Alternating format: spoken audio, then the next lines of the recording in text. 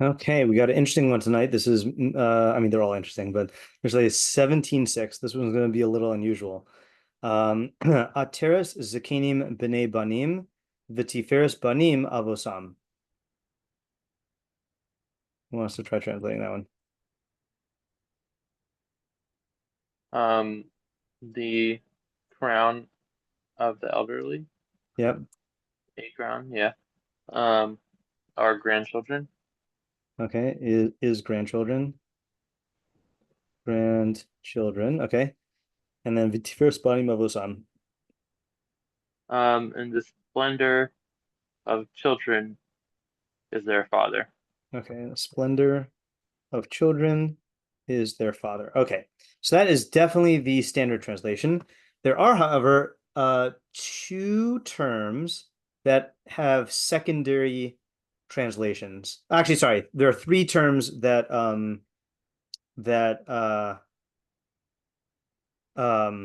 yeah, that you can translate three words in this pasuk that are common words. You could translate them in a completely, not completely different way, in a different way. So this translation one. Really don't understand. Let's do this. Let's do main translation, and then I'm going to do alternatives. Alternative, uh, or secondary. Let's say secondary word translations. Anyone know?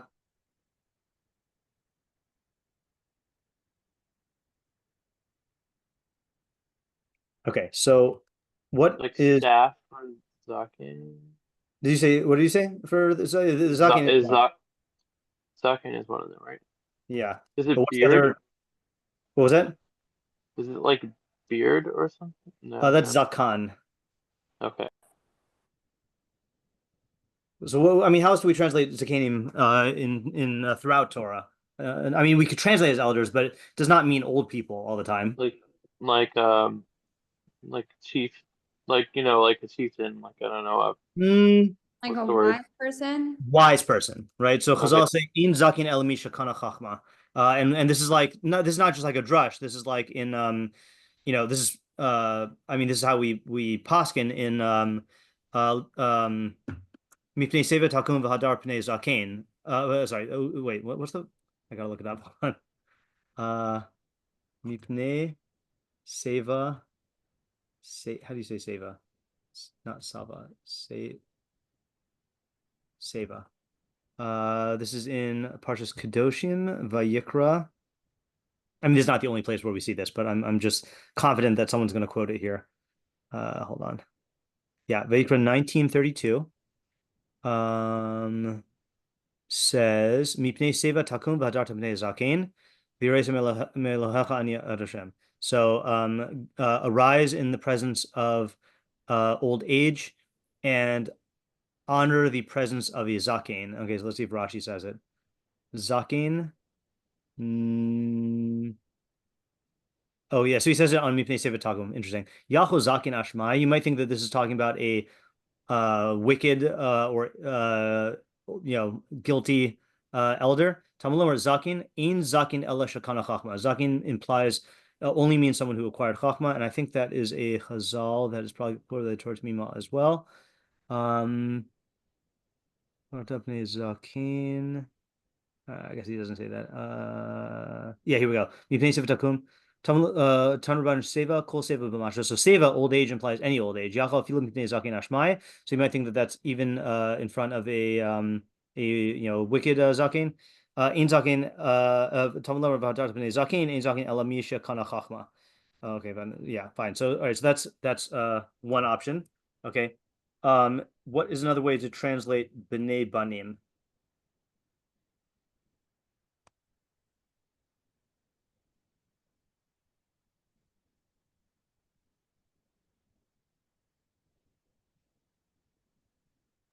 Children's children. Yeah, children's children, that's true. So it's a little difficult in Tanakh. Banim sometimes means children, but what's another translation of banim? Like Shinontam levanecha. houses. Say again? Oh,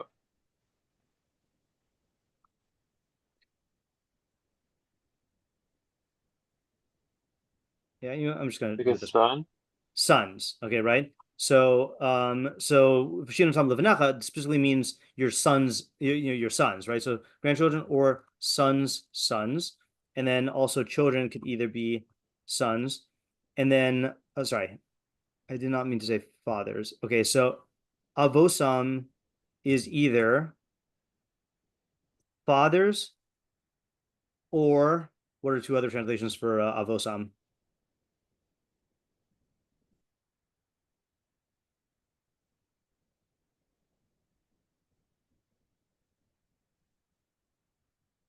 Parents Mm, or yeah, Alex.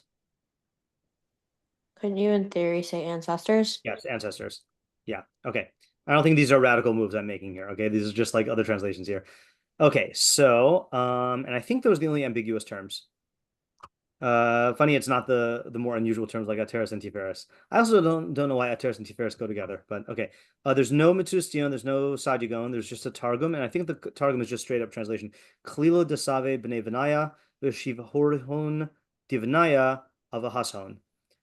So that just means a crown of old people is grandchildren, and Shivhorhon is another word for Tiferes. I think it comes from beauty of children is their fathers. Okay, fine. All right, we've got Art Scroll. Hold on a second. Art Scroll says the crown of elders is their grandchildren. The glory of children is their parents. Okay. Rav Hirsch, the crown of the aged are children's children, and the glory of children are their parents.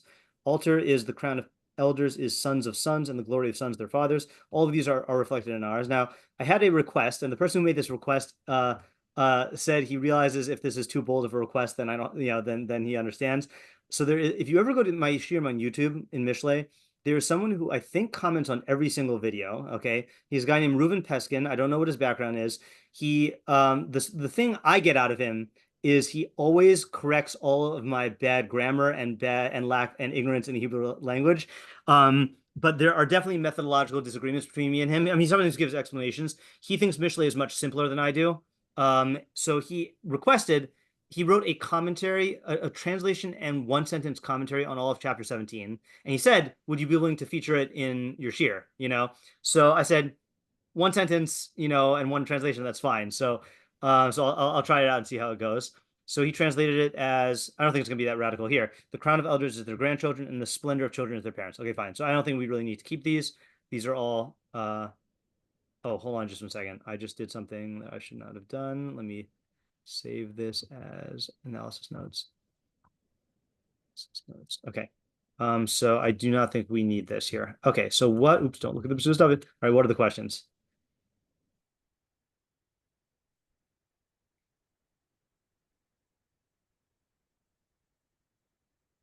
Yeah, What is meant by the crown of yeah. What is meant by the crown? Okay. Presumably, I mean, this is a metaphor. I don't think you literally, I mean, I guess parents sometimes put the kid on their head. Okay, but I don't think that's what it means, right? What is this? What is the mushal? Yeah. Metaphor and nimshal. I still don't know a good translation of nimshal. The signified concept. Yeah. Okay, Rifki. Yeah, this could just be, I mean, you were talking about your lack of, grammar or whatever. If you have a lack, I don't even know what I have. But my question is like on B'nai Banim and then the second half, like it doesn't, I would assume it would be like the opposite. Like let's say like Banim and then I don't know, like Avotam or whatever. Like I'm just curious about like the lack of symmetry there. Okay. So, I'm just saying, what do we make? Yeah, I feel like I'm missing your question because the way I would put this is what do we make of the lack of symmetry, which is a good question, but I don't see how that's a grammar related question. I guess not grammar, more like, I don't know, B'nai Banim versus like, I guess is that like, is the opposite of that Avotam? Like why Uh, say B'nai Banim, I right. guess. Yeah. So I think that's just a question on the asymmetry of the pasuk. Yeah. Yeah, I yeah, think, yeah. exactly. Yeah. Okay. Isaiah? Okay. Um, it just seems like I mean I don't know yet what the idea is, but it sounds kind of odd to me. Like it sounds like we're like living that you want to be like living vicariously through your children somehow, or like you're Yeah. getting pleasure out of your children, but like isn't that kind of not a good thing? Okay, right. So yeah, So is this really a good thing? It kind of smacks of people um, living vicariously through others, right? I mean, and that kind of applies to both of them, right? Is that like, I mean, it's if it just meant that an elder, like a grandparent, enjoys their kids, there's nothing wrong with that. But the crown of elders is their grandkids, really? Like that's something that like, and you don't have a crown if you don't have grandkids. Like that seems to be kind of like attaching unwarranted significance to that. And then same thing, Tiferes Banim Avosam. I mean, it's nice to be proud of your parents, but like that's your splendor. Your splendor is you have great parents. Like we say, where's the Gemara? I just quoted this, I feel like. There's a Gemara that says, hold on, I know where to find it. It's in my What I'm Thinking About This Morning post. I don't remember what month. Hold on. This is an important Gemara.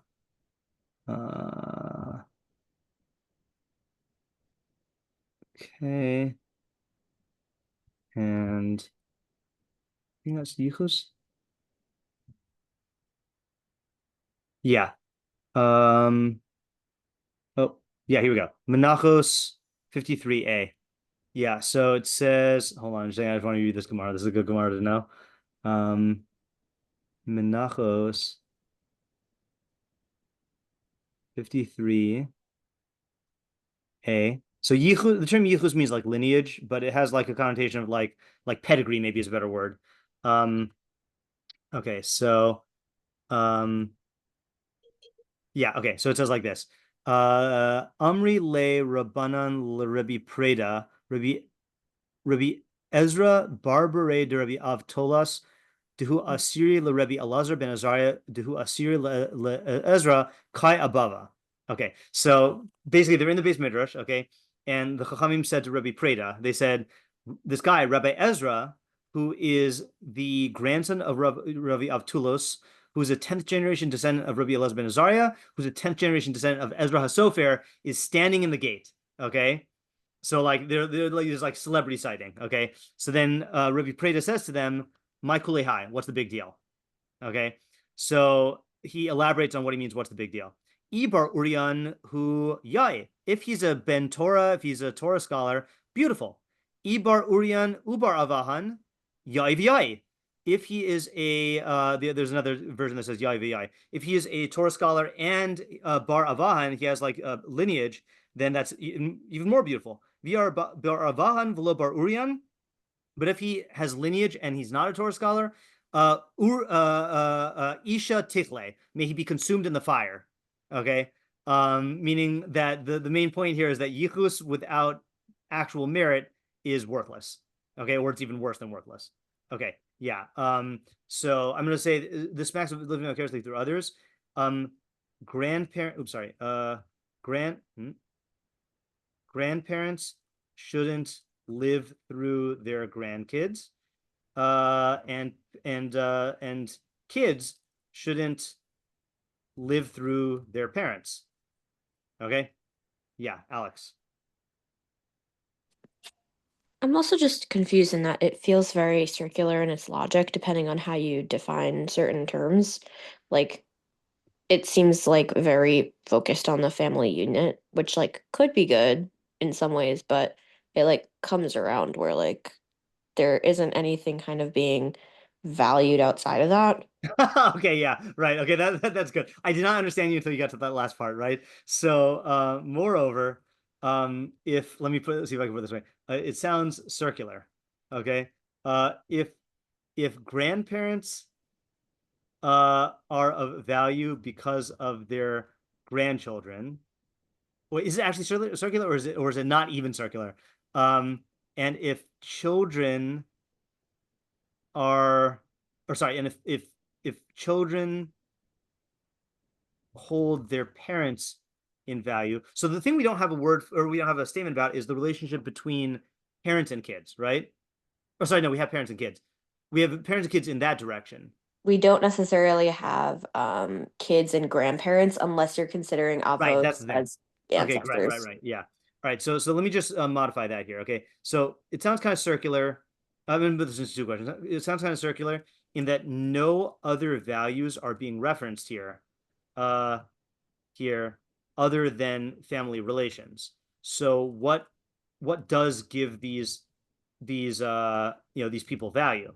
And then furthermore, this is really part of the symmetry question, which is moreover, we have info on grandkids to grandparents, sorry, grandparents, and on kids to parents, but not parents to their parents.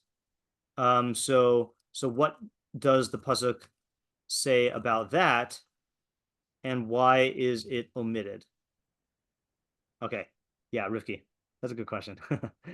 Yeah, just in terms of the actual like actions, like it's a little similar to, I guess, is it true question? But Yeah, yeah, what is like the, let's say if your kid is a drug dealer, right. Okay. All right. So let's say yeah, I could put that as a true question. Okay, I'll put it in two ways. Is this really true? Okay, or is this really true of all kids? I guess of all kinds of people, or are these clauses talking about specific kinds, sorry, kinds of grandkids, grandparents, and parents? Okay, and then if the latter, why state it unqualified? And And also but like what actions are here? Like yeah, what's right. going on? What I guess what's the practical decision making scenario and advice? All right, no actions are mentioned. Yeah. Isaiah? Yeah, I guess I understand how there could possibly be an idea in the first half, but I'm not sure what the heck second half would be saying because like if the parents are the Tiferes of the children, like what can you do about the children can't like grandparents, I can see how like their influence can trickle down to their grandchildren and Hmm. they can do something to improve their grandchildren or like their actions have like help to determine how the grandchildren turn out. But like the parents aren't the children are not the parents. Like, Yeah. the So I parents think the parents shape the child. The child is not right. necessarily shaping the parent. So I think the question that your observations are kind of dancing around is who is the intended audience? Okay. And is it the same for the entire pasuk, uh, or different for each clause, right? And there's basically three audiences. It's either for the grandparents, for the kids, or for the parents, seemingly. Is that adequate summary of your, I mean, not summary of your question, but like a way to ask your question? Um, Combined with I mean, Rifki's question, which was which which is one there's no exactly? actions here. So who's this talking to and Um, what is it telling them to do? well, I feel like there's a question of like grandparents can like it's usually the people making decisions are the one higher up on the chain. So why does Mhm. it flip around in the second half? Okay. Like, Um, yeah, I don't know if this okay. makes sense to you. I can, let's see. To me, that fits more into it's not the same question, but similar to the symmetry question, which is that I get the first half, how the actually no, I'll tell you why. Because I think you could go both ways with each one. In other words, you could say that the grandchildren are the ones who crown their grandparents. So the influence is going from grandkids to grandparents, not the influence, but the direction of the impact. Or you could say that the grandparents are the crown of the grandkids, meaning that it's going in that direction, that the grandparents have some quality that is that is like, affecting the grandkids. And the same thing with the splendor of kids as their parents. Yeah, I can see them going both ways. So to me, this question is covered in the other questions. I mean, I hear it is a different way of asking it, but yeah, unless it is possible that you're asking something that is not covered by this by Yeah, the I guess then if you could say either half could be read, like either way, like that it's talking to either the grandchildren slash grandparents, and in the second half it's talking to either the parents or the children. But then why did it? This is a minor question then, but why did it swap their order? Okay, so how about this? Yeah. Uh, assuming these, the parties, some of the parties mentioned, are influencing or impacting others. Which direction does it go? What is the significance of the cases where they're not influencing them, and why phrase it that way? Okay, I think among that will cover what you're getting at here. Yeah. Okay, Ariel? Yeah, Ariel? Yeah, is this I mean, is this pasuk limited to like the positive aspect of descendants, or like even even negative, or is Okay, it that's a good question also. That is I'm going to pair it with Rifki's question, which is like, likewise, um is the implication of this strictly positive, or can it even be negative? In other words, what are the benefits and harms here? Yeah, Alex? I'm also curious in terms of audiences, how people without kids should relate to this. That's a good question also, right? So who's the intended audience is okay, and then moreover, is there, I guess, if this is directed at parents and grandparents, is there any value for people who have no kids? Yeah, that's a good question. Rivki? So my question, I don't know if this is already getting into ideas, but as on Zakanim, like, does it change the, I guess, like way we read the pasuk if we don't go with like a literal relation? Like if you go with wise people, then Right. like that Okay. really changes it. Yeah, I would think so also, right? Okay, so I was waiting for someone to ask that. Okay, so if we take Zaken to mean wise person, how does that change the subject and reading of the remainder of the pasuk? Right? Because, for example, as Rabbi Moskowitz said, but as Mrs. Moskowitz is often saying that, quoting the idea in Mishlei, that there are three types of children, right? There's your biological child, that's the most common usage in Tanakh, and then sometimes it son or daughter can mean the one that you raise. So, for example, Mordechai, Esther is called Mordechai's daughter, but even though he's not her biological father, but he raised her. And then the third one is children are called, students are called children. That's Vishim Tam Levanecha, Elu Talmidecha. That your children refer to your students because you're giving, your biological parent shapes your, or is the cause of your physical existence, but your teacher is the cause of your soul, through knowledge and teaching, right? So it seems like that would really like not turn the pasuk on its head, but like really like change the meaning, and not to be about family, about blood relatives. Yeah, Isaiah. 1 second. Okay, I guess come back to me because I forgot. Okay. I think one question that we did not ask, just a definition question, is, where should I put it? I'll just put it over here. What does Tiferes, splendor, mean? it's not a. Actually, I'm curious just how common this word is in Mishlei. Not that that proves anything, but I feel like I'm not used to seeing it in Mishlei. Where is it? We are in chapter 17. Tiferes. Mishlei, it appears 6 times. Any discernible pattern here? Nah. There are some that have to do. Well, actually, there are 3 pasukim that have to do with age. So you've got in Mishlei 16:31, Ateres Tiferes Seva, the crown of splendor is old age. That's actually interesting, right? Because that if Zakeni means elders here, then is it old age or is it grandkids?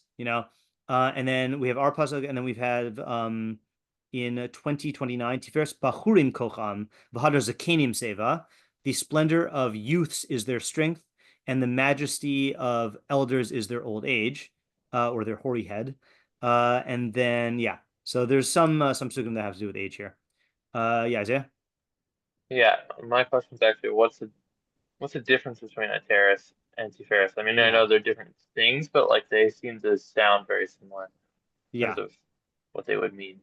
Yeah, and it's funny because I don't know if I'm just I imagine them paired together because we have a bracha that we say on Kirsh Levana, a teres Tiferes Lamuse Vaten, that I feel like a teres and Tiferes go together. So Also, just the Mishlei pasuk you just read. Oh yeah, that's right. A teres Tiferes. Yeah, that's true. Okay, I feel like we have it. I guess maybe we'll I'll say likewise. Actually, not likewise. I'm going to put this question in here. Others. Okay, fine. I'll say likewise. Likewise. Does it make a difference whether banim are all children or specifically sons?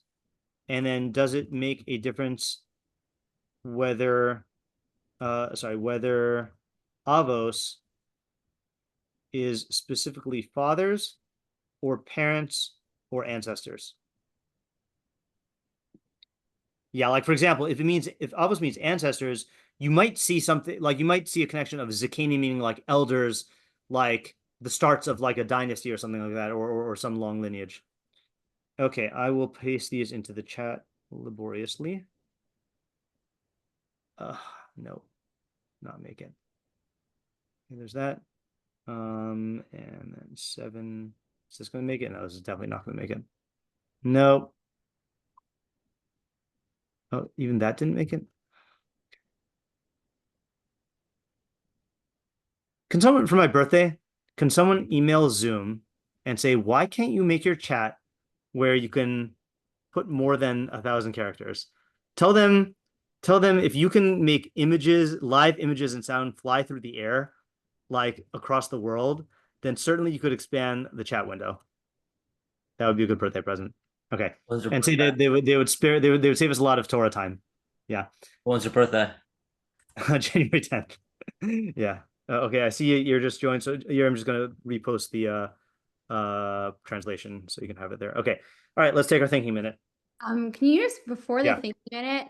I know maybe this is like already answering the question, but I'm just really struggling with Tiferet. I don't really get what it's trying to say. It means splendor. It's one of the Sphirot. I'm just kidding.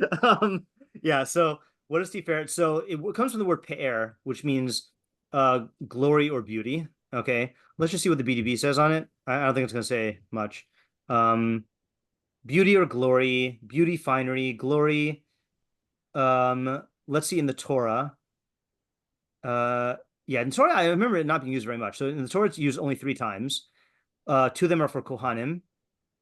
It says, "Vasisa bigdei kodesh la'aron achicha l'chavo l'tifares." You should make garments, holy garments for Aaron your brother, for honor and for splendor. Similarly, Livnei Aaron tase kutanos vasisa lehem avnei tim umigbaos tase lehem l'chavo l'tifares.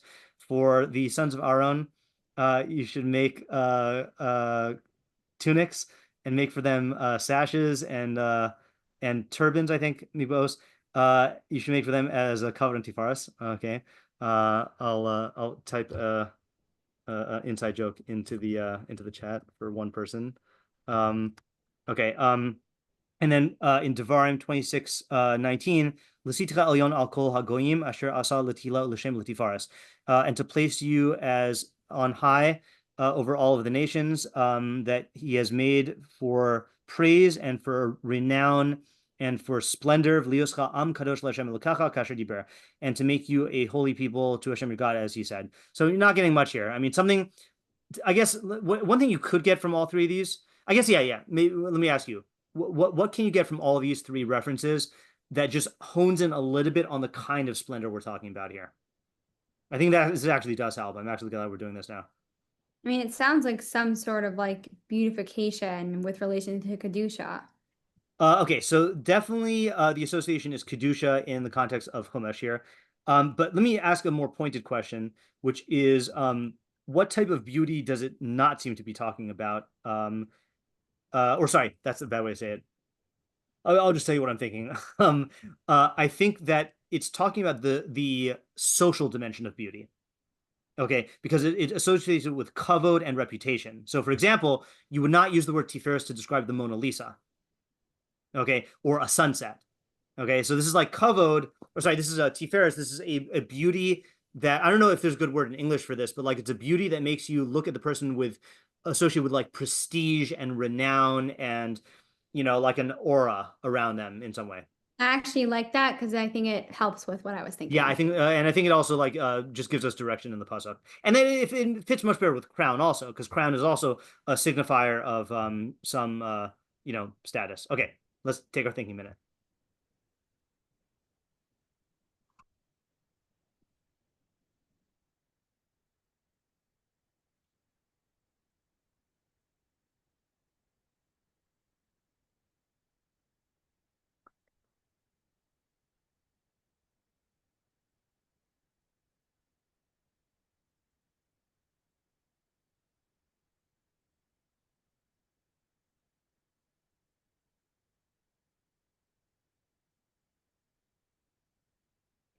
Okay, Ariel, you're up. Yeah, I'm gonna start off the idea with with kind of like analyzing like Avram Avinu and like Bnei Israel like now. Okay. Like I think that when Avram Avinu, when he was establishing the nation, he was kind of thinking like long term, Mm-hmm. kind of thinking of like he needs to put systems in place and have a have like the reputation so that his descendants can I guess benefit. So I think from the perspective of, and I'm not going to translate Zakinim as like a wise person. Okay. I'm going to translate it as like just an elder, an elder, like I think one of his responsibilities should be creating an environment not just for himself but also for the long term from his framework. Okay, good. Now as so far as like Bnei Israel is concerned, like generations later, like I do think, I don't know, like there are times where like I personally take pride and joy in the fact that like we're descendants of like Avram Avinu because of the fact that we do have a wealth of Torah. We do live in line with Yichud Hashem, or at least we try to. But so like there is like I think that is I think there is some sort of, I think that in itself kind of is what glorifies that's the glory or splendor of the Banim, which kind of always translates back from our framework, from our perspective, back historically, to them. And I think a terrace, I don't think, and it's funny, like I was thinking about more, I don't think it's specific to like a righteous group. I think it could even mean like a crown by its nature, it's just neutral. Depending on who wears a crown can have long-term success, or it can even have long-term damages. Right. Like even a horrible person, looking, if someone sees a horrible person, he's a Russia, they may look at his father, look at his grandfather, like, oh, like how did someone come about? Right. So it's Yeah. kind of like two different. Okay, so I really, really like this approach. I think what we need to bring it home, which I have an idea for, but I want to hear you out first, is so what is the practical application here? Oh, yeah. So I guess it really, I guess there could be two depending on who you are. Okay. I think it's the audience is two people. It's the elder and it's also the Bonham. Yeah. I think from the elder's perspective, like the practical application is he needs to be conscious of the fact that his actions and decisions can affect his descendants. And I think the practical application for the descendants is that they're a reflection of their ancestor, and like whatever they do will reflect either positively or negatively towards their ancestor. Okay. That's really good. Okay, so for the descendants, they need to be cognizant of how their actions reflect back on their ancestor. I just want to add one more point to this, and then give two examples off the record. So one added point is I think this is really, I mean, I agree with you that this could be good or for bad, but I think this is really primarily advice for the tzaddik, okay, who is thinking in terms of the system, but this is broadening his systemic view beyond his own lifetime. Okay. And again, you do see people who set up really good systems, but don't really invest energy in the long run and who's going to like take it over. And I think the point that you're making actually added points. This is one point. The other added point, which I think the word identity is important. Okay, is important because that's the bridge. That's what you were describing, I think, when you say that like the elders need to set up something that is going to be passed down as an identity, and then the grandchildren or the children connect to their ancestors via that identity. So there's one continuity. So let me just turn off the recording. If I forget to turn it on again, please someone remind me. I think I'll remember. If you fail to do this as a tzaddik, the main danger is that the institution peters out or transforms. And if you are in the situation of a ben, of a child, then and you don't cultivate an identity based on the past or strive to connect to the past, there's a huge chance that you're not gonna deviate from the vision of the people who started it, or you're not going to benefit from what they've established. So I think it's very important to to do this. If I could rant for a second, I listened to a great episode on Judaism Demystified, where they were interviewing Rabbi Chaim Eisen, and he, like me, is a huge believer in teaching the Torah of the Rishonim. And he, like me, believes that the Torah of the Rishonim is woefully neglected in many parts of the yeshiva world. And what ends up you see what happens. What ends up happening is if you don't know the Torah of the Rishonim, new ideas crop up, and new ideas are fine, but new ideas that are divorced from the Masorah are at the very least failing to benefit from the wisdom of the past, and at worst deviating. And I'm not just talking about like leftist progressive movements. I'm talking about certain mystical other movements as well, that whose core doctrines contradict the Torah of the Rishonim. And so like I think cultivating an identity of the Rishonim and the Torah of the Rishonim is very important. And like I had one more part of this rant. Hold on just 1 second here. I forgot what it was. Okay. Yes, Rifki. Yeah, that's probably my fault. My comment That's fine. might have distracted you. So I know I have a separate idea, but I don't know if you want to move on. Yeah, anyone have anything to add here? I think it's a good idea. And by the way, what I like about this idea also is I think this idea really, it works for within a family, but it also works for within Zakenim as Chachamim, and it also works for like, I think it works on multiple levels. So good idea, Ariel. Okay, Rifki. Okay, so I think like certain elements of my idea are similar to Ariel, but it's not, I don't think the takeaway is like necessarily the same. Yeah. So I was thinking more about like I guess like cyclical relationship between like whether you just wanted to be a parent and a child, a grandparent or a child, or even like, a teacher, Zakin, whatever. I think it works within all of those realms. And I was thinking about how like, I'm just going to use the word parenting, but I don't only mean parents because I Yeah, think for sure. it be that way. So Yeah. I think like oftentimes there's a perception that like parenting, after 18, like you go on your own and that's it. And Yeah. I guess what I want to say is I don't think that it's true. And I think that like if you really want to have like a rich, like healthy relationship, obviously you're not going to be telling your, 40-year-old kid, parenting the same way you parent a 3-year-old or, the same thing with a student. But I think that progressing that relationship will like both lead you and them to a better place. And I think just like in a practical way, the parent or teacher, I think gets like a lot of like pride in a positive way, not in like a negative way, that like their, child or at that point an adult is like living in the world in like a Torah way, that they're like enhancing themselves and people around them.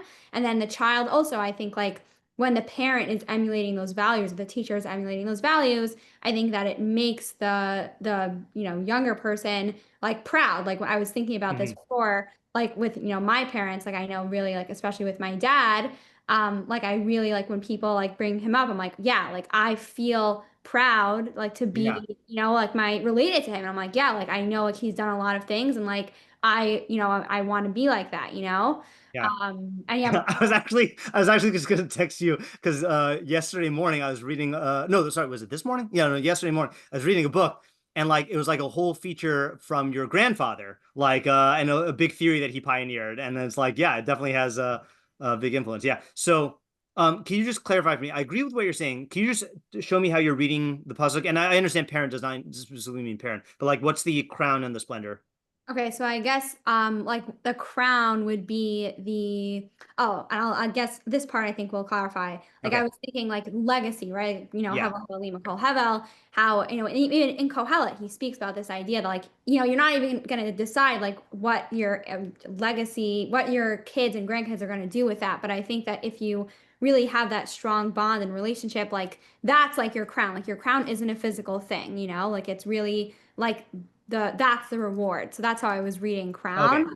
And then do you want me to wait? Yeah. So the crown is the sustained relationship of positive influence that extends intergenerationally. Okay. Whether it's biological parents or teachers and students, etc. And um, and are you saying that the practical element here is to like acknowledge the importance of this and invest in it in practical way? Like, what's the practical dimension? I don't know if you said that and I missed it, or if you haven't said it yet. I think what I thought the practical was I think like there is this perception that like once your kid, or a student reaches a certain age, like they can kind of just be completely on their own. And I think Okay. that that's the misconception is that it's not true. Like you should want to continue that relationship. And I think like even just like we see like in studies that like families that have intergenerational, let's say an intergenerational household, there's a lot of like really good benefits to that. And I think like even more so when you include Torah. Right. So in truth, the influence can continue, or can and should continue, albeit in a different form, beyond that. And that will benefit both parties. Yeah. Okay, that's a good idea. Yeah, I do see the it doesn't overlap with Ariel's in the sense that the interpretation of the pasuk is similar, but like it nests within Ariel's. In other words, Ariel's talking about the need to think systemically, but then what you're really articulating is one of the tools or one of the factors that needs to be strengthened systemically within any intergenerational lineage. Yeah, and I think also like what I really wanted to emphasize was like I think that when you think about like again just like the legacy aspect that Yeah. like that's why like it says like you really can have influence like that story I love the story with like the socks, right? Like you're not even going to take your socks with you, but what you can have is this positive influence. I'm not familiar with the story, but You don't know the sock story? no. What's the story? Oh my gosh. Okay. I hope I don't butcher it. It's Okay. basically like the story. It's a really, I think, special, like short story, basically, where like, the father is like to the kids, like he's writing his will and Yeah. he's saying like, I want to take the only thing I want is like my socks. I don't want anything else. Like I don't want like my money, like, Yeah. any possessions I have. And then eventually like it's a Jewish guy. Yeah. And when the father passes away, like they go to the rabbi, they like show him the will and they're like, yeah, like this is the only thing. We don't know why, like whatever.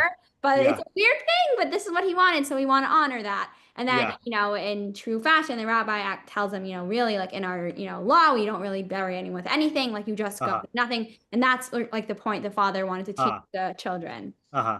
Oh, okay. All right. That's good. I never heard of that before. Okay. All right. Anyone have any anything else to add to Rafi's idea? Okay. 2 for 2. Isaiah, you're up. All right. Hopefully my status as a fairly new parent doesn't bias my idea too much here. I mean, maybe But I it's going to think give you that more wisdom. Yeah. maybe. But I think that like this pasuk is presenting you like the psychology of two different groups, I Mm. think. So it's telling you like the Zakanim, they view the grandchildren as like the crown of their life, kind of like that's sort of like what they spent their entire life. Like in a certain way, the output of that was like these grandchildren that are gonna go on and be their legacy. And a child views their parent as like a certain I think the splendor is like, they have this adult that they look up to for like everything. So kind of like I think the message here is to parents that like you have like a certain like responsibility to like raise the children properly so that you can be that splendor to your child in like the right way, and also so that the children can be like a terrace to the grandparents in the right way that they should be for their grand for their Okay. for them. Yeah. So it's sort of like you have like a responsibility to the psychology of both of those groups. Okay. So I like the way you said that. You have a responsibility to the psychology uh, of both groups. So my only question here is why? Like, in other words, in a Mishleic way, meaning that Mishlei is not gonna just end with, well, you should do this, right? So what's the benefit and to whom is the benefit? Or what's Well, I the mean, I consequence that think you're bringing? for children, like being a good parent to them, I mean, it's I mean, I'm saying it in a very like general way, I guess, so it's a little vague, but like the benefits of being a good parent are like I think multitudinous, like, No, but that's a being a benefit for the parent that kid, right? But you were yeah, saying that you have a responsibility to your own psychology no, to, not to yours, to their psychologies, to okay, both so what's the other benefit to groups. their psychology? For the child, they have a good parent who was a splendor to them. It's really saying it can be a splendor and it can be an terrace. Okay. So I guess If the I child, guess the splendor I get because you're saying that will help the child in their own behavior. Is that what you're saying? yeah, under Right. health. So then what is the nature of or what's the benefit of making your children or raising your children in a way that's a crown to the grandparents? It's a benefit to the grandparents that they have grandchildren that they can look to as crowns. Well, I Do think you, a person who, at the end of their life, like, let's say you raise your children in a way that they, like you sort of, let's say you fail to raise your child in some particular way. You're failing them in some ways, and grandparents not going to view the that outcome as like good in the way that I think.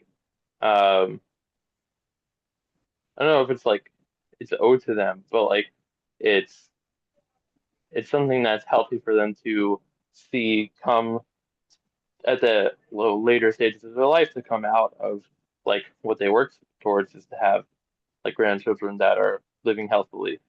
Okay. So I'm sold on the first one. The second one I'm not as sold on, and I'm not disagreeing with it. But it does not sound like the type of Mishlei idea that we usually try to strive for. So I'm not denying that it's true. I'm just like, why would a chacham or a tzaddik want that?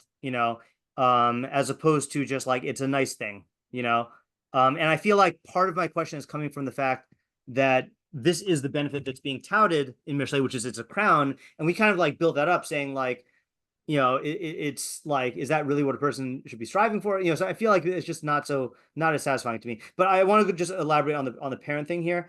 I do think that there is a category of parent that that verbally or maybe even in action advocates certain values,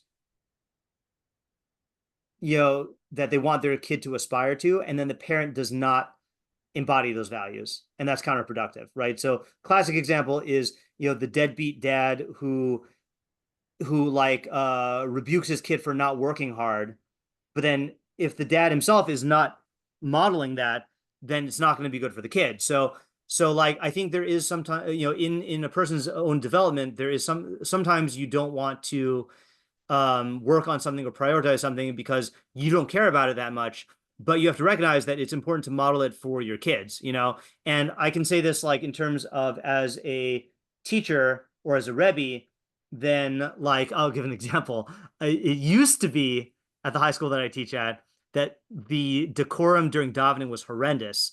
And it was so loud and distracting that like I did not want to daven there. And so I actually asked a Shaila about whether it's permissible when I'm in the building and there's a minyan there, can I not daven with a minyan? And I received the answer is yes, that if it's so distracting to me. But in this year, they really like it's excellent. And like it is, people are respectful during davening and quiet. So I make it a point, to daven there because I think it is important for students to see their teachers davening, and it's not going to affect everyone in the same way, but like it's important, even if it's something that so there's the reason why I'm bringing up both cases is because there was a corner case where it's like, on the one hand, for my own sake, I don't want to daven here, but maybe I still should do it anyway for the sake of like modeling good behavior. And how can I really be a teacher, a tefillah teacher, if I'm not really modeling that for my students? Yeah, Rifki? Yeah, I just also wanted to ask, I don't know if this would fit into any of our ideas that were already said, Yeah. but you just reminded me part of what I was thinking about for this pasuk is, can we also, actually similar to what I texted you today, like, can we understand this pasuk within the realm of like how your actions like will affect your like That's a good mashup question. Yeah. Right. I mean, the idea that most I think I think all three ideas really deal with that, right? So Ariel's idea basically says that like, it's easier to see it in the negative, right? Which is a question we didn't ask here, which is what is the opposite, right? So the opposite is someone who is in a position to be the overseer or the head of a system or the start of a legacy and just neglects their duties. It's very bad for the system, and that flaw or the absence of that good will trickle down into the subsequent generations. What do you call? I'm just blanking on the term. What do you call a president after their second term election, or like at the end of their second term when they're like, and the other person's already been elected, and like the president's not doing anything? There's a term for that, right? There is. Has to do with no power. Yeah, I don't know, but like you could see someone where like they get to the end of their term as president or their retirement's coming up, and they just dial it in. They just like don't care or whatever. That flaw, that lack of care. First of all, it throws a question on how much they actually have these values. If they really value this, they would not just like say whatever, they would work on trying to perpetuate it, or like teaching the next generation, so you really need to take that responsibility. So that's one way that a flaw can perpetuate itself throughout the ages. In other words, let's take the example of the let's say, like, I don't know, like, let's say like a grandfather comes over to the country, in our grandfather's generation, and like, being Orthodox Jew was hard, and like the grandfather works hard to create a Jewish home, and then has kids and like sends them to yeshiva, and then the kids send their kids to yeshiva. So that's setting up really good. Now, let's say in the last like 10 years of the grandfather's life, he just goes and then hangs out in a bar and plays pool the whole time. I think what that's going to do is, it was great that he historically did this good stuff, but that's just it's gonna just make it seem like his values weren't really real, and that's gonna trickle down into the next generations. So that's one way that a hate of fathers can affect their sons. Then there's in Rifki's, is like, if you have the ability to influence like, you hear about great leaders and great people who had a hugely beneficial impact on society, but really neglected to be parents to their kids, or parents to their grandkids, and like that's also a way that you could end up messing up your own kids in this sense. I got to give another example that I'll turn off the recording for. And then for Isaiah's idea, then certainly, I mean, that's the most direct one, which is that if you're not modeling this for the next generation, then you risk not giving that good quality to them, or jeopardizing the entire influence altogether. Lame duck, my mom says in the chat. Yeah, lame. That's what I thought, but I wasn't here. Lame duck successors already elected, so it might have reduced power authority. Yeah. Okay. Yeah, Rifki, there's probably more to be said there, but I think that's good for so far. Okay, next is my splendor, my dad. Start by saying relationships between fathers and sons can be complicated. Yeah.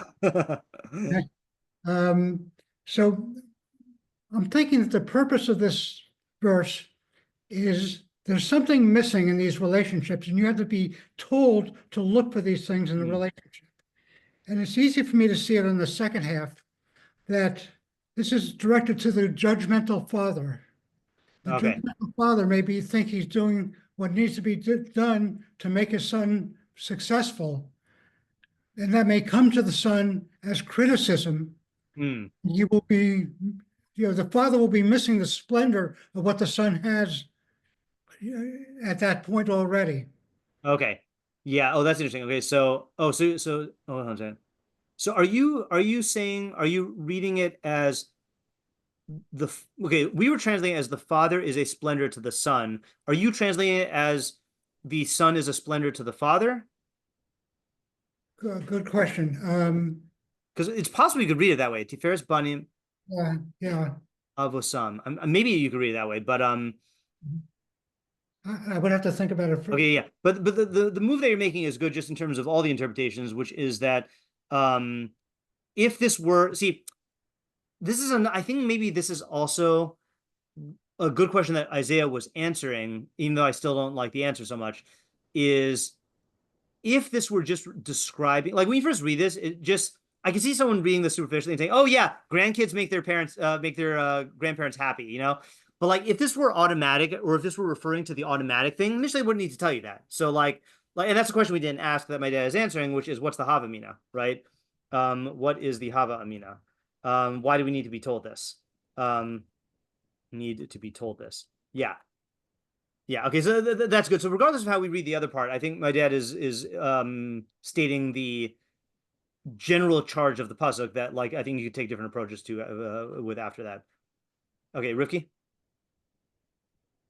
Yeah, I just had a question, is if we could also read this in terms of reputation, like not in terms of legacy, but like understanding that not how it'll affect them like in their behavior, but I'm like, let's say like Hitler's kid, Yeah. Or alleged kid, like that kid will have a much harder life, besides for the point of like not having the right values instilled in them, but just from a more like societal level. Right. So those who neglect this advice, I'm going to say, according to this works going to all the approaches, right? According to all the approaches, are also risking jeopardizing the reputations that can have an adverse effect on subsequent generations, right? So, for example, it's actually interesting. So, just to take the most the clearest examples, a grandkid can mess up the legacy of the grandparent and ruin the the good that might have ensued, and a parent can ruin the reputation of a kid, and by through their lack of perfection, and cut off opportunities, and all this is in addition to the actual harm they cause them through the way they raise them. Yeah. Yeah, right. Okay, I think that's good. Okay. So let me share with you. I'm gonna start with my interpretation. Actually, no, do I want to start with that? Give me 1 second. Okay. Okay, so we're gonna do something unusual here. Okay, we're gonna start with the Mitsus David. That part's not unusual because he's just gonna give a nice shot like he always does. Okay. Then I want to read a radical interpretation. Okay, and I read this and I almost fell out of my chair. All right. And then from there, I'm going to segue to my interpretation, which is not as radical, but I think the radical interpretation provides a basis for my interpretation. Okay, so let's do a nice clean shot. Okay, Mitzus David. B'nei Banim. Af b'nei habanim yesimum atar l'rosho. Even grandchildren serve as a crown upon a person's head, lihispar b'hem, to glorify in them. To glorify in them, im hagunim hein, provided that they are upright. Aval habanim ein darcham ki im lihispar ba'avosam, but children, their way is to only glorify themselves in their fathers. Ki yoser mechuyavim b'chavod avihem mi b'chavod avi avihem. For they are more obligated to honor their father than their grandfather. Ulazeh ikar tifar hisparam ba'avihem. Therefore, their main source of pride is in their father. Okay, now let me just summarize what he's saying, and then we got to figure it out because I don't know. I don't know what the idea is here. So he's saying like this: grandchildren are a source of pride for their fathers, or sorry, for their grandparents, provided they are good. Okay. In contrast, children take more pride in their parents than in their grandparents because they are more obligated in honoring them. Okay. Yeah. So my first question on this is like, is this true? And then so what? Like, who's this for exactly? I just like, it seems like I mean, the advantage of this interpretation is he is explaining the asymmetry. He's saying that the crown of grandparents is their grandkids, but then it doesn't go from grandkids to grandparents. It goes from the kids to their parents because they don't take as much glory in their grandparents. But like, again, is that actually true? I'm not sure. I feel like I feel like there are people who are proud of the grandparents, especially in a legacy.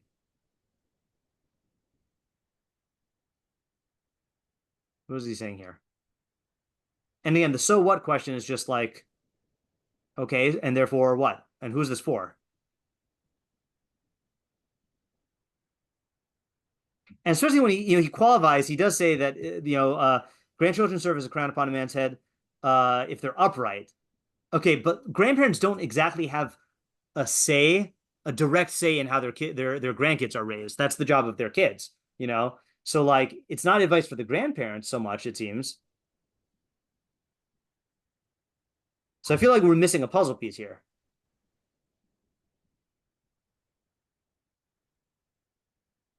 Do you think it's possible that this is talking to the parents?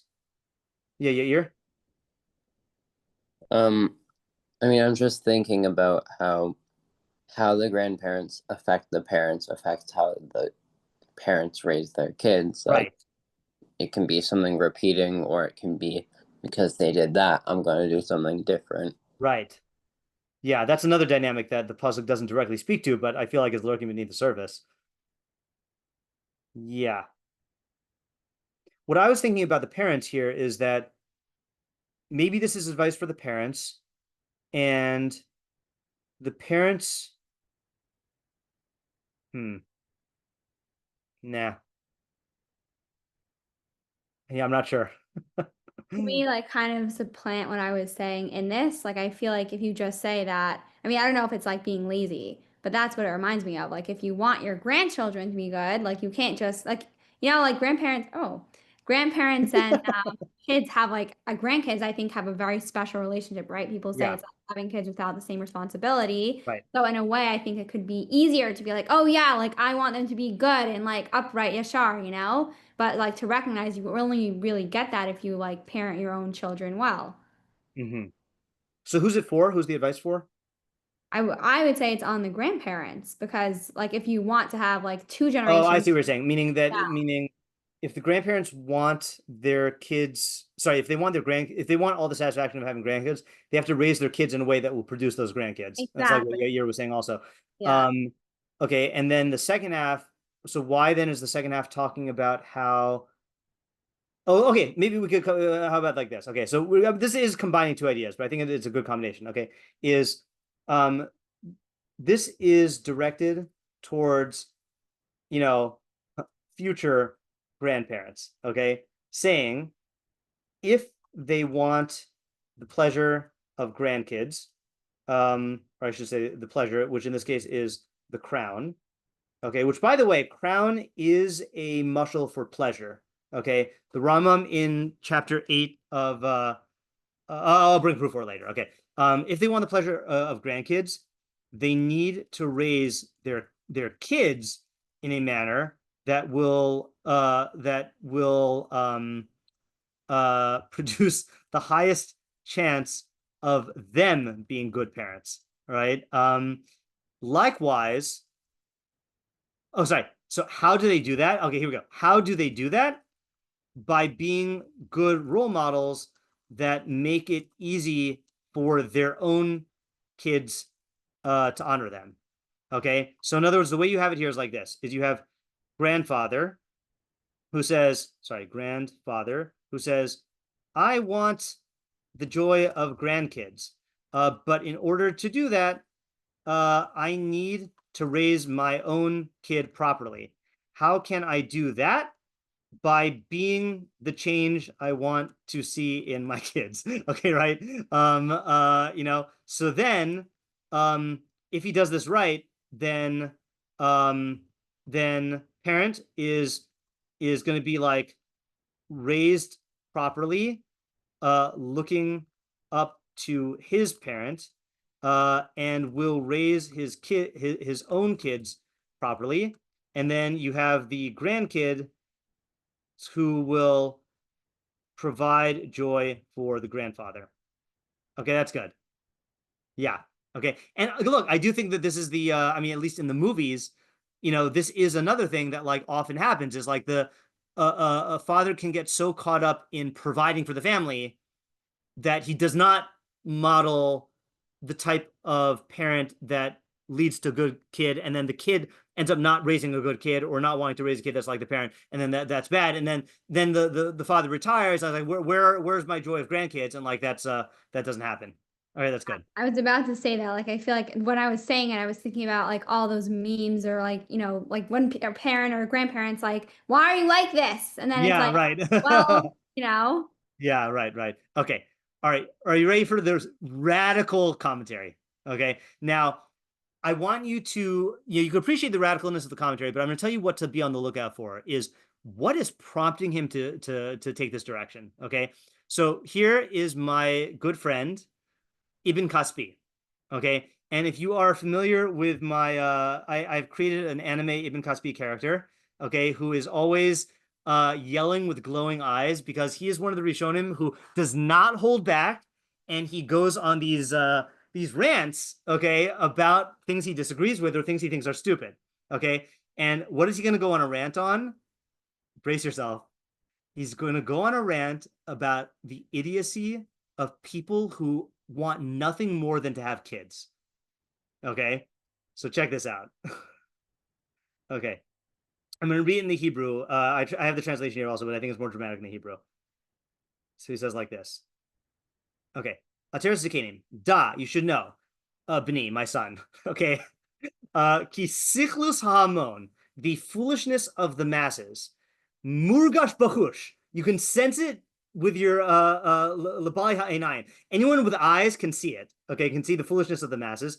Move on b'machshava, and it's understandable in the mind. Labali halev lamale labali lev lamale tivos ulatoledes. So what do the masses do? They only do two things. They live to fulfill their desires and their.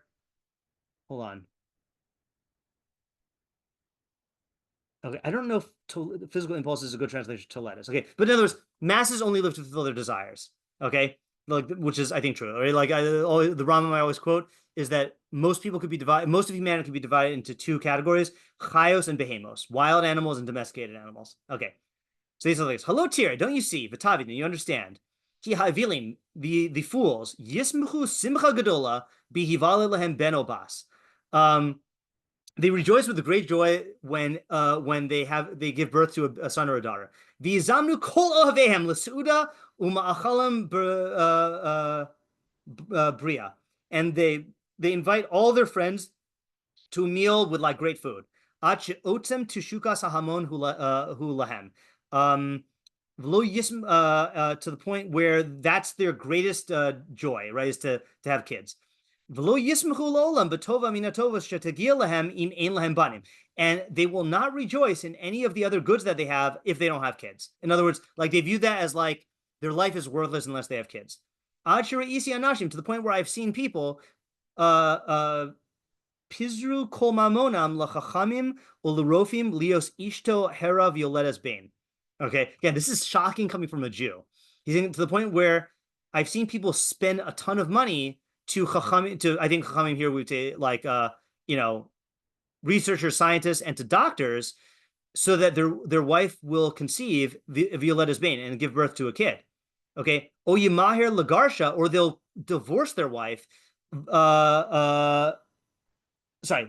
Oh yeah, v'yiten lahon rav ad yivarish, and give wealth. Sorry, ad yoresh, until so that they can have heirs. V'yiten la, and give her great wealth into the. Oh, yimahir lagarsha. It's like a dowry or whatever, right? Oh yeah. Oh, you mean maybe? I mean, I think the thing that's confusing me is I think you have to put another woman in there. I mean, he'll divorce his wife who's not giving him kids in order to basically have a wife who can give him heirs. Ilu ein toelas b'mamon laba'alav b'shum panim ela lahorish libno chacham yihye osachal. As if the only benefit in money to those who possess it in any way is just to bequeath it to your son, whether he's a chacham or not. Okay, which by the way is a veiled reference to Koheles, where Koheles says that people end up giving their money to sons that squander it, right? That he says in Koheles chapter 2.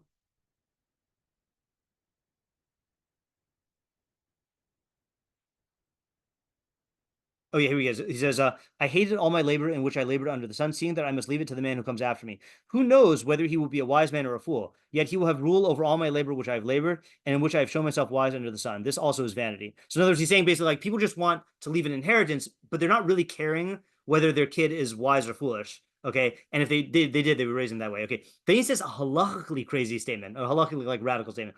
It says, "V'lo dai b'zeh aval ein mitzvah min mitzvos chaviva etzlam k'mitzvos piriv rivya."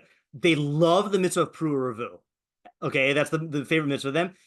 Ubavur heyosa hamitzvah harishona b'Torah, because it's the first mitzvah in the Torah. Gam kodem leviadata es Hashem. They take precedence of Pru Revu over knowledge of God. Okay, and he's saying that that's like, you know, I think he means this in a Maimonidean insult way, that really knowledge of God is the primary mitzvah, but they say, oh, Pru Revu comes first. The in daitam. Now this is the part I just never heard before. The in daitam b'li safek kadas ibn Ezra. Shu rak bracha kamod bedagim. He says their view is undoubtedly like Ibn Ezra, who holds that Pru Revu is not a mitzvah, it's a bracha, like to the fish. Okay, so if you go back to Breishis, you know, conventional understanding says, hold on. So the phrase Pru Revu occurs twice in the first parak of Breishis. Okay, you've got first for the fish and the birds. God blessed the fish and the birds, saying, "Be fruitful and multiply, and fill the waters in the sea, and let the birds multiply in the earth." And then it said again by human beings. Vayvarach osam Elokim, God blessed them, Adam and Chava, v'yomer lahem, and said to them, Elokim, pru uruvu umilu es haaretz v'chiv shuha. Be fruitful, multiply, fill the earth, and subdue it. Urudu b'digas hayam uvofa shmayim uv'chol chaya haromeses hal haaretz. And rule over the fish of the sky and the birds of the fish of the fish of the sea, birds of the sky, and over everything that creeps on the earth. Okay, so we like traditionally learn the first one as a bracha because animals don't have mitzvos, and the second one is a mitzvah. But he's claiming that the Ibn Ezra holds that both of them are just brachos, that they're not mitzvos. Okay. And he gives interesting proof. He says, "Halo tire amro." You see that the full pasuk says, "Vayvarachosam Elokim v'gomer urudu b'digas hayam." The pasuk, the same pasuk that says "Pru Revu," also says, "Rule over the fish of the sea." V'hayitachin heyos haradia gam kein mitzvah. Would anyone think that ruling over fish is also a mitzvah? Okay. Uve'emes yamin zehachacham b'li safek shu mitzvah sofrim. So again, I've never heard this before. This is a radical opinion. He says it's clear that the Ibn Ezra held that Pru Revu is a mitzvah derabanan. Okay, not a mitzvah from the Torah. Lo min Torah, not from the Torah. Rak mitzvah ma sheba hatzivui b'Torah bichlal lishmo lemitzvasam. Rather, it's we only obey it because the Torah commands us to follow the chachamim. Okay, so I read this and I'm like, whoa there, buddy. Like, we do value Pru Revu in the Jewish world because it is a mitzvah, and he's like mocking the masses for wanting for rejoicing over having kids, right? Like it seems like very like not Jewish. You know what it sounds like? It sounds like a progressive woke like person. I'm sure they have names. These people who are like, I'm never gonna have kids because like why would I bring a kid into the world that's gonna be destroyed by like climate change, or like or like my kid's just gonna be another capitalist, like he sounds like bitter about this. So the first question I had when I read this, I was like, did he like, and this is like just my instinctive thought, did he not have kids? Like, so I asked on Facebook, and Reuven Peskin, the YouTube commenter guy, shared with me a book from the biology with a chapter in a biography of Ibn Kaspi. So not only did he have kids, but it says, so he was criticized by certain circles, and he says, stung by this criticism, Kaspi determined to address himself in his works to his children, convinced that they alone could appreciate his writings. Okay, so he did have kids. He had kids, and like he was writing primarily to his kids, So the question I have here, so we have two questions here. Okay, question number one. Okay, so just summary here. Okay, so he says the masses live only to fulfill their desires. Okay, one of their greatest desires is to have kids, to the point where they will celebrate. Sorry. What happened? I accidentally did a keystroke that made it so I can't edit this. Hold on. Let me just open it again.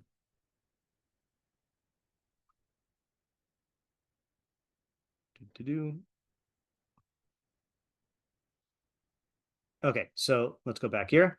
Okay, so masses live only to fulfill their desires. One of the greatest desires is to have kids to the point where they will throw a huge celebration when they have kids, which, by the way, Avram Avinu threw a celebration when like Yitzchak was weaned, okay? And they'll spend a ton of money on doctors to ensure that their wife has kids, okay, which by the way, like that is also something that the Avos did, right? They they didn't spend dollars, but they davened, right? And that they'll not be happy with all of their wealth unless they can produce an heir, okay? And their favorite mitzvah is Pru Uravu, which, according to Ibn Ezra, according to Ibn Kaspi, okay, I don't know if this is like a unanimous thing in Ibn Ezra, is just a rabbinic mitzvah, and is not even, and is certainly not greater than the mitzvah of knowing Hashem. Okay, so my questions here are, what, I guess, where is he getting this from in the pasuk? And two, like, why the bitterness? Okay, right. I mean, like, it's just like the tone is just like shocking. Yeah, Ariel? Yeah, can you go back to the pasuk for a second? Yeah. I'll bring the pasuk down here. Just 1 second. Just 1 second. 1 second. 1 second. Yeah. Right. Maybe you could say, again, it doesn't explain why he was so bitter, but maybe just like a starting point is that maybe you could say that, like, having children it kind of like elevates your status a little bit. Yeah. So it's really more for like yourself than it really is for the sake of the kid himself, so it's possible that it's kind of like you don't really want a kid like the others wanted the kids. You want a kid just because you want to throw parties for yourself. You want to boast about how your kid is fantastic at basketball or like whatever it is, right? Because like you view your kid as an extension of yourself as opposed to as its own individual. So there's kind of like a selfish, egotistical element of having children, especially back then, because back then you needed to have kids, otherwise it would be difficult to grow your farm or your clan or like whatever. Yeah, right. Okay, good. So you're reminding me of two things. One is in Rabbi Chait's parenting shiurim. He starts off by talking about why the motives that parents have kids, the reasons why parents have kids.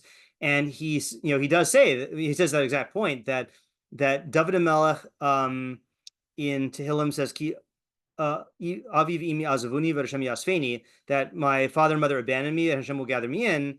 And I think he quotes a chazal on that says that the underlying psychological motives that parents have, for having kids is not for objective reasons. It's for some reason tied to their own satisfaction, and whether it's ego, whether it is being in the role of parent, whether it is the pleasure of having a parent or living vicariously through the parents, like most motives in the human race are not for noble purposes. They are for what do you call it? For some sort of self-centered motive. And that's why, by the way, it is such a big, we praise Sarah Imenu so much that she was willing to give Hagar to Abraham to have a kid through her maidservant, who's not even biologically related to her, because she was doing it for the right reasons.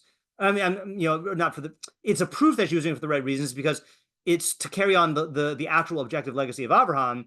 And same thing with the imahos who with Rachel and Leah, right? Having giving their maidservants to Yaakov Avinu, is that it was not about ego to them. I mean, okay, what you can argue about with Rachel and Leah, that seems like there's some ego involvement there, some competition there, at some point. But yeah, so that's one thing it reminds me of. The other thing it reminds me of is Koheles. I mean, those who have learned my, Koheles shiur, approach to Koheles, there's what I call a Yisron, which is a fantasy that you feel like this is the thing that makes your life worthwhile, or that this makes you happy.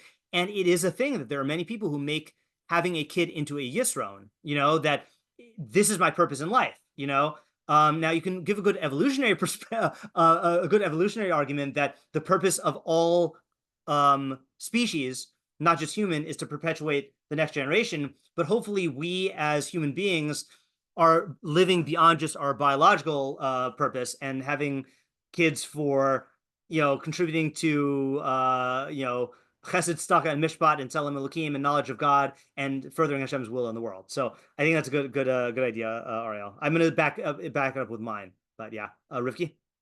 Yeah, I was just gonna say, I think I really like how, I mean, it's very pessimistic, but I also think Yeah. it's not true, but it's Right. just little, like It's I said, very it's more Kohelesy than Mishlei. yeah, and like also Yeah. like the pasuk is very, like, to me, it's like an uplifting thing, and like this Yeah, right. is sad. But I was gonna say what I like about what he's saying is that, like, if you don't like remember that Hashem is ultimately like Hashem is like the ultimate parent, right? Right. So like at the end of the day, like let's say like if you're raising kids without like that real yira and like without that real understanding of like, yeah, like whatever I say, like when you're a parent, like that should go, right? But at the end of the day, like if it's not in line with it, we know, like if a parent says something that's against halacha, then like you shouldn't follow it. Right. Yeah. Yeah. So that's taking it in the direction of like a person like taking the place of a parent, basically psychologically, yeah. Okay, that's good. You said something that reminded me of a pasuk in Yeshayahu, or actually, I guess it's not just connected to what you're saying, but connected to what he's saying. So this is what we read on fast days. I always forget what chapter it is. Hold on just a second here. Where's Lo Mach Shavosai? I always thought it was in Mach Shavosai. So there's a very strange phrase in Yeshayahu when Hashem through the Navi reassures, not, we have a lot in Torah about women who can't have kids, right? But there's a pasuk in Yeshayahu that plain pshat, it's in 55, that's where it is, where Hashem talks to a man who can't have kids.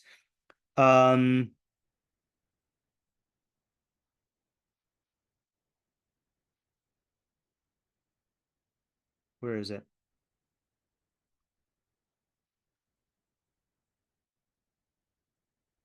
Oh, is it in the next chapter?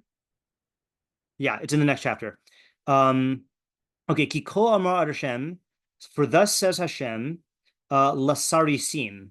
Okay, to the sarisim. So saris sometimes is used for someone who's like a eunuch, like but it means anyone who, typical terms, any male, like the Mitzvah Zion says, King Yikari Misha Eno Molid, is a man who cannot have kids. Ki kol amar Hashem lasarisim asher yishmru es Shabbos who keep my Shabbases, ubachru b'asher chafatzti, and who choose what I desire, umachazim b'brisi, and cling to my covenant. V'nasati lem bevesi u'v'chomasai yad vashem. I will give to them in my house and within my walls a yad, which is a place, v'shem, and a reputation or a name, tov mi banim u'mibanos, which is better than sons and daughters. Shem olam etain lo asher lo yikares. An eternal name I will give him that will not be cut off. Okay. And he goes on to talk about, basically like that, people who cling to the values of Hashem, that there is something better than sons and daughters. Okay. Ari, I assume your hand is left up from before, because I didn't see it go down. Okay. Let me give my take on the Ibn Kaspi, and then I'm going to segue into my shot of the pasuk. Okay. So where do I think he's getting this from? So, I think he's getting it from a question we asked. Okay. And I forgot who asked this question. Where Where is it? Oh yeah. Is this really a good thing? It kind of smacks of people living vicariously through others. Grandparents shouldn't live through their grandkids, and kids shouldn't live through their parents. Okay. So I just mentioned this last week, but there is a category of Mishlei pasuk where it's not expressing the true view, it's expressing the fool's view. Okay. And I just want to quote the same pasuk I quoted in my Mishlei shiur, my morning Mishlei shiur. A good example of this is Mishlei 10, excuse me, Mishlei 10. I had it open here. Okay, I guess not. Mishlei 10:17. Okay. Oh,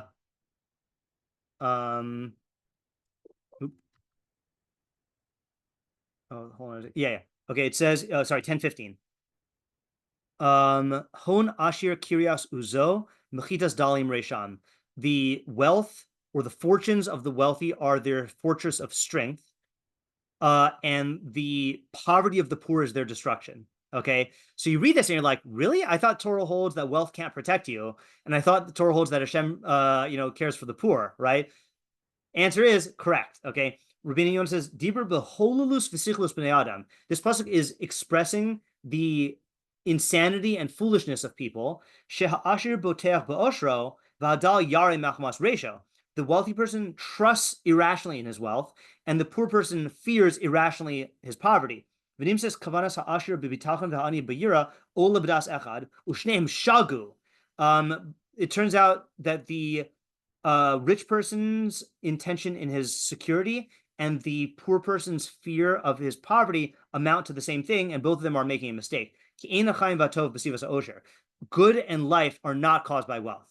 So the pasuk is expressing what the false view is, which is the rich person foolishly thinks that his wealth is a protective fortress, and the poor person foolishly thinks that his poverty is going to destroy him. But that's not really true. So same thing here. I think that's how the Ibn Kaspi is taking our pasuk, that the foolish person relates to his grandchildren as a crown, as if like having grandchildren is what makes what gives you actual greatness.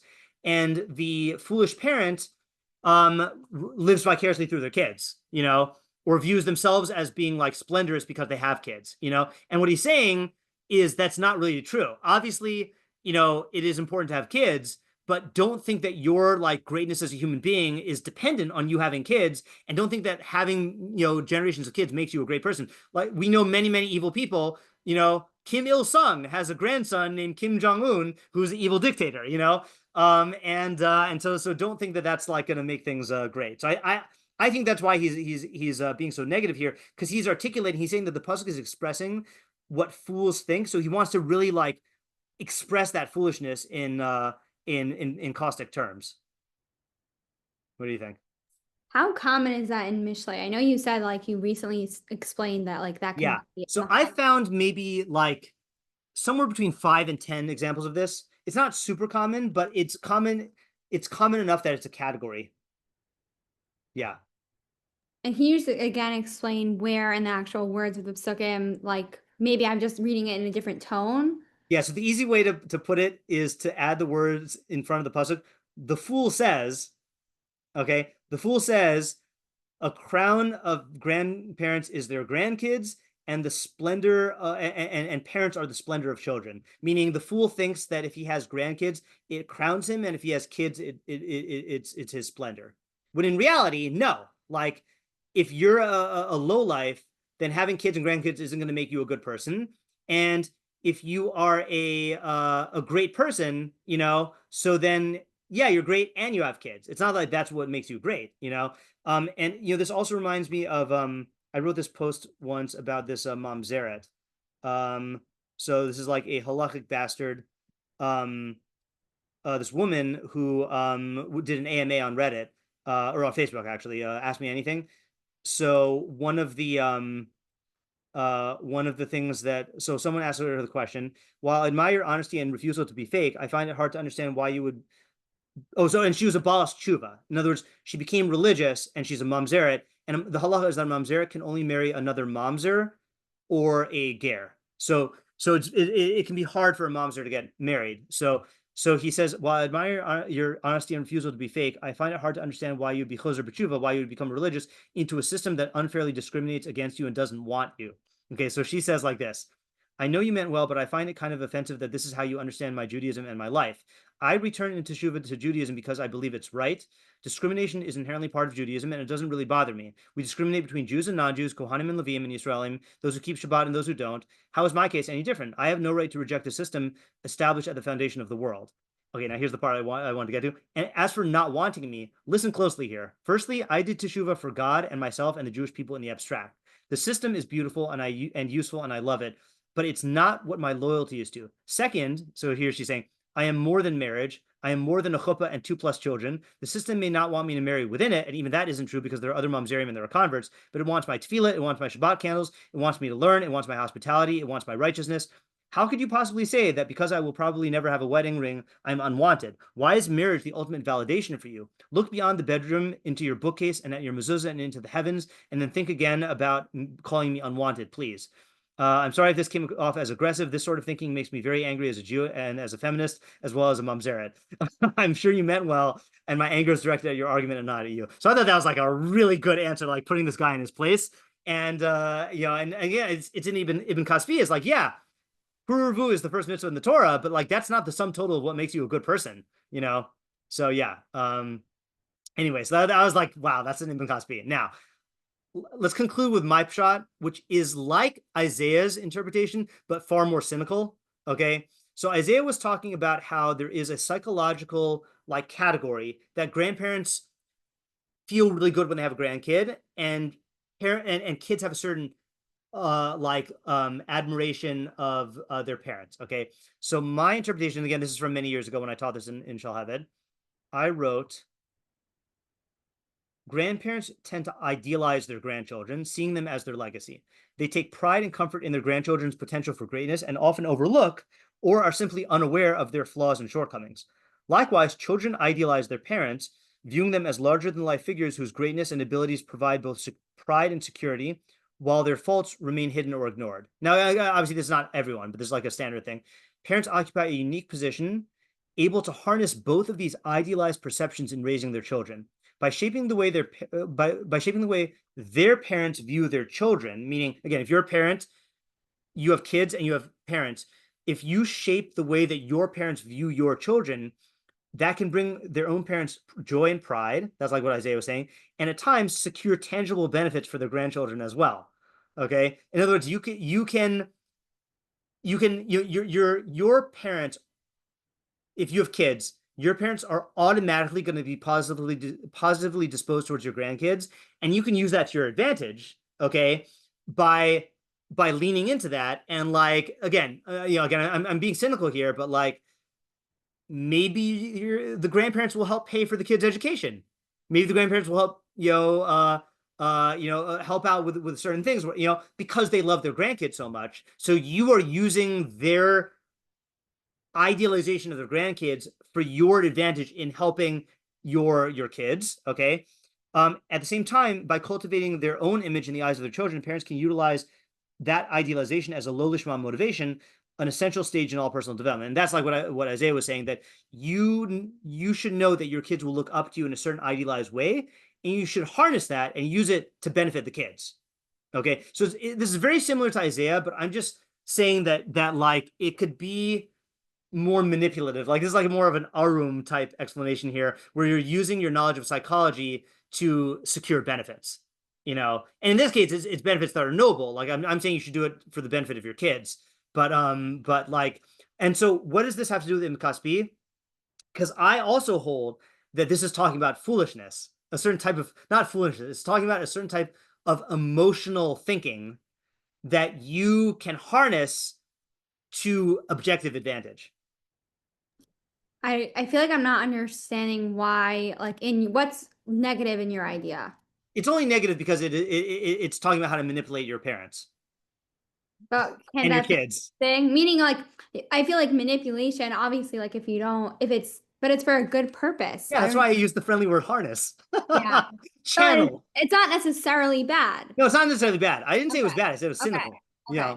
Yeah, right. And again, I think it's very much the same as Isaiah's, but I am inspired by the Ibn Kaspi, because Ibn Kaspi is saying this, that the pasuk is not expressing objective thinking, it's expressing subjective emotional thinking, and that's what my pasuk is predicated on. Similarly, our new friend Emmanuel Haromi gives another like not as a harif as Ibn Kasbi. He says, Amar Simchas Hazakinim Vatanugam Hu Liros Banim Libnehem. So the joy and delight of elders is to see children born of their children. Shalo Yiru Banim Shalo Yiru Banim Livnehem Yidagu Penti and Nichresis Shalshelis Hayachas Mehem Vikar Shmam. In other words, when they don't see grandchildren, when they don't have grandchildren, they worry about their lineage being cut off. Okay, so and their name being cut off. So in other words, people worry about their legacy. Okay, like Ariel was saying, like we were saying. V'tiferes banim avosam, and the splendor of children is their parents. Rotz lomar ki tiferes habanim heim ha'avos shelahem. The splendor of children is their parents. Ki biyosam avosam b'chaim. This is an interesting thing. When their parents are alive, ein lehem ol malchus v'ol derech eretz. Okay, I don't know exactly what he means, but they don't have the yoke of the government. Okay, and the yoke of making a living. But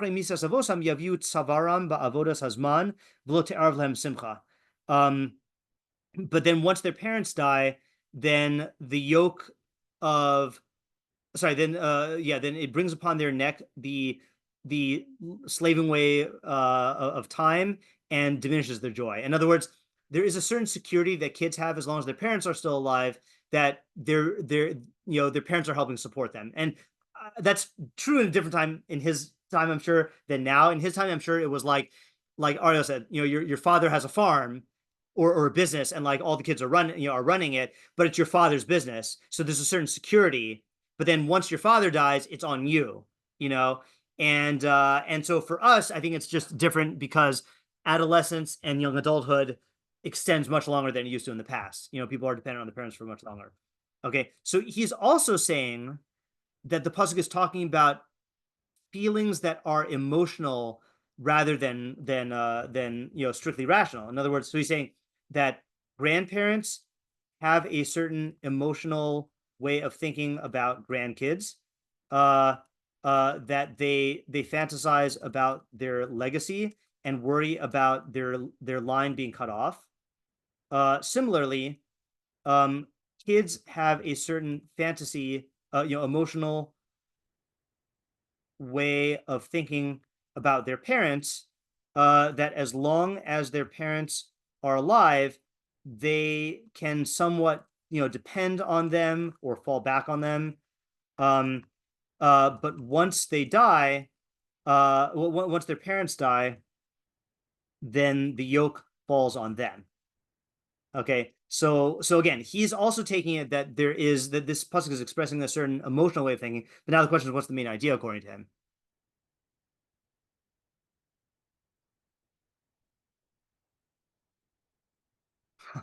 I mean, I'll tell you my just because we're already past time. I'll tell you my thought. I think it's similar to Ibn Kaspi, okay, which is like if you are a grandparent or a child who is I guess possessed by this fantasy, you need to recognize reality, okay, that like for grandparents, life, you can still have lived a good life even if your lineage, your family name doesn't continue, okay? And for kids, you need to become the parent in your own life, even while your parents are still alive. Otherwise, it's going to be to be a rude awakening when they die, okay? Especially if they die prematurely, okay? And look, everyone is not like a black or white thing. People have this to different degrees, and any kid whose parent dies at whatever age, there's going to be a certain, fantasy that is broken at that time. That's why we have Yud Beis Chodesh for Avelis. But yeah. So what I find interesting about these Mefarshim here, these three Mefarshim, well, Ibn Kaspi, Emmanuel Romi, and me, is that that they're taking the pasuk as expressing fantasies, and so that's that's an interesting thing. There was a good meiri here also, but I just want to read it really quickly. He says, so he takes it as a chacham. He says the verse, I'm just going to read the English. The verse instructs a perfected person to exert himself in guiding his children on the good path, since the obligation to guide others applies first and foremost to one's closest relatives. Accordingly, it says the crown of elders, meaning the wise, as in the statement, there's no elder except one who has acquired wisdom, refers to the fact that all their offspring whom they merit to see in their lifetimes will be wise like them and of lofty character. In most cases, such people merit to see even grandchildren who have attained perfection. Likewise, he admonishes the children to follow in the footsteps of their perfected fathers until they are able to speak of them with praise, publicizing their words and their wisdom. In this way, the father becomes an honor to the son, and the son an honor to the father. So similar to, it overlaps with some ideas that other people said, but like each link in the chain needs to like work on living up to the lifestyle where they're taking after the good qualities of everyone else, and everyone therefore will benefit. Okay, so those were good ideas. I'm actually a little too zonked out right now to. All right, I'll summarize. Okay. Ariel's idea is establish systems if you're on the top of the system so that it lasts, and if you're on the bottom of the system, connect to the other parts in the system, and that will ensure the legacy and all the good values are passed on. Rivki's idea is that you need to sustain the relationships intergenerationally and work on those, and don't just say, well, I'm putter now, and I don't have to like cultivate that relationship, and that'll also ensure the benefits. Isaiah was saying that there is a certain psychology in both these groups of grandparents and of kids, and you need to like harness that and take advantage of it for the good of the parties involved. Rifki was also saying that you can jeopardize the reputation of different generations. Either if your grandkids can jeopardize the reputation of their grandparents and fathers of their kids. Ibn Kaspi was saying having kids is great, but don't make that your life. And only foolish people do that. It's a yisron. And then I was saying that you should harness the ego ideal, or not the ego ideal, but like the psychological halo that like grandparents have over their kids, that their grandkids have for their grandparents, and that parents have in the eyes of their kids, and use it for the advantage of everyone.